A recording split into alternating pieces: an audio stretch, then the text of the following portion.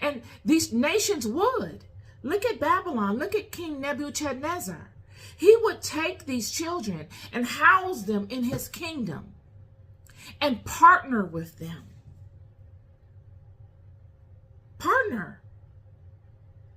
Because he knew this fundamental truth that everywhere these people go is blessed. So having a partnership with someone that is in alignment to the same truth will only bless you. Investing your resources in people that align to this fundamental truth will only bless you. It will get you the highest reward for your investment. There is no higher reward that you will get for your investment than investing properly into the right vessel. And through the word of God, we see this within these children. Who in your life, regardless of the rhetoric, if you silenced your ears to all the noise that people are talking about, and you just went within you and you looked around, who in your life do you consider a wise investment? Without anybody's input, just off of your experiences, what you have seen of these people, who do you consider a very wise investment? Because I'm here to tell you, as it says in Proverbs 22, verse 7, the rich ruleth over the poor, and the borrower is servant to the lender. Now, you can look at that as a negative, but that's a fundamental truth to life. I spoke to sovereignty many podcasts ago and in certain Bible studies. We as individuals all are sovereign. We are rulers of our kingdom. We can partner with other people to partake of our gifts. That is part of our sovereignty. We can do so without relinquishing our sovereignty.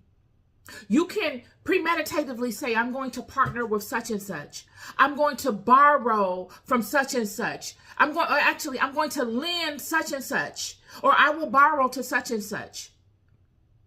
I will give such and such a portion of my inheritance. I will give such and such a portion of the money that I receive for my talents under an agreement.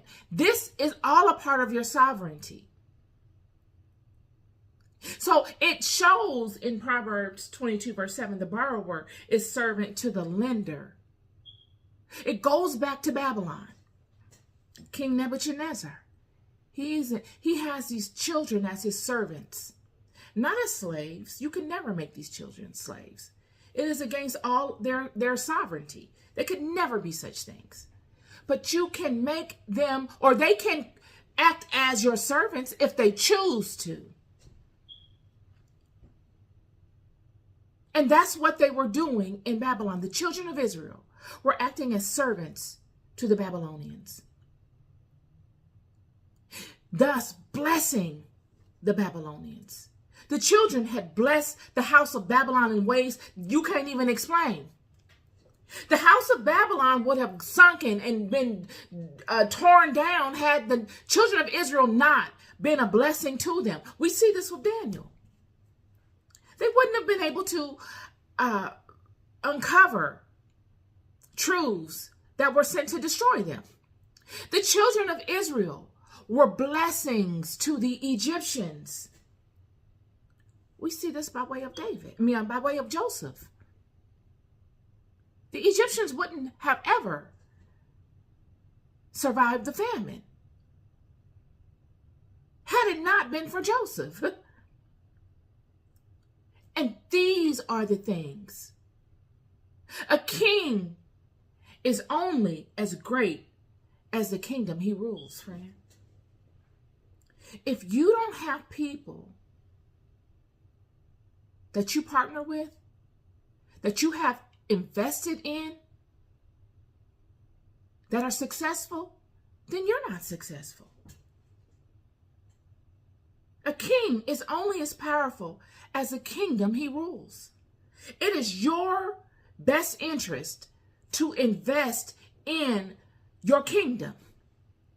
And that is by way of partnering with people that can give you the greatest reward for your investment.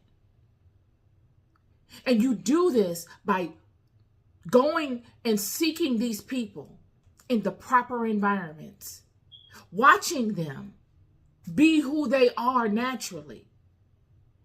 Friend, I have been through insurmountable challenges, and I can sit up and whine about my challenges all day, but then I can spin them and I can say, wow, they have definitely made me better.